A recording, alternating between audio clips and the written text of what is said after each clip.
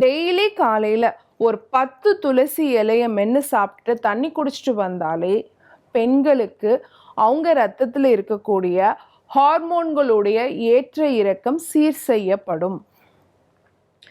துளசி விதை குடிநீர் அப்படின்னு சித்த மருத்துவத்தில் சொல்கிறோம். ஸோ துளசி விதைகளை ஒரு 1/2 ஸ்பூன் எடுத்து நைட்டே தண்ணியில் ஊற போட்டுட்டு காலையில் எழுந்திரிச்சு அந்த தண்ணியை மட்டும் வெறும் வயிற்றில் குடிக்கும் பொழுது இந்த பெல்விக் இன்ஃப்ளமேட்ரி டிசீஸில் வரக்கூடிய பீரியட்ஸுக்கு முந்தைய காலகட்டத்தில் ஒரு 15 நாளைக்குமே பார்த்தீங்கன்னா இடுப்பு வலி, தொடவலி, அடிவயிறு வலி, முதுகு வலி இந்த மாதிரி பெண்கள் கஷ்டப்படுவாங்க. பீரியட்ஸ் டைமில் பார்த்தீங்கன்னா பிறப்புறுப்புல எல்லாம் கூட வலி வரும். இந்த மாதிரியான விஷயங்களெல்லாம் குறைக்கக்கூடிய தன்மை இந்த துளசி விதைகளுக்கு இருக்குது.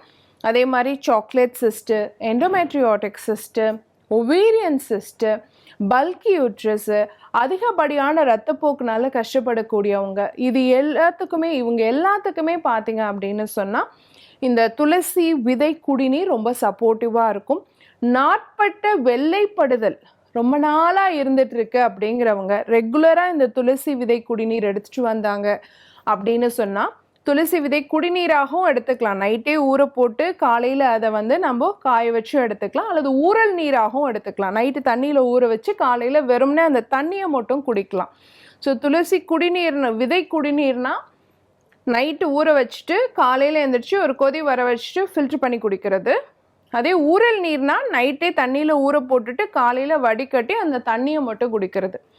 ரெண்டுக்குமே அந்த ப்ராப்பர்ட்டி இருக்குது. ஸோ நாள்பட்ட வெள்ளைப்படுதலுக்கு இந்த துளசி விதை ஊறல் நீர் ரொம்ப சப்போர்ட்டிவாக இருக்கும்.